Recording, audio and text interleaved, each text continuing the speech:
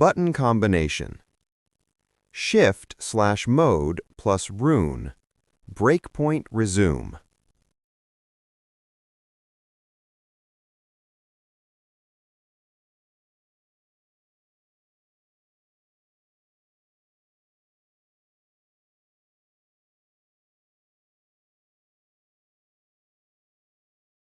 Shift/mode plus menu.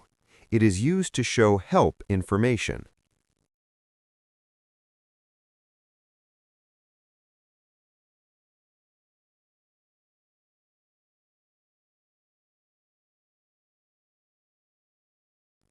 Shift/mode plus XY equals 0. It is used to clear the workpiece coordinate of X-axis. Shift/mode plus Z equals 0. General KAFA Beta 2 DSP Pro with 4 axes. It is used to clear the workpiece coordinate of Y-axis.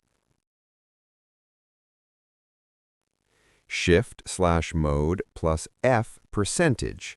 It is used to increase the spindle override.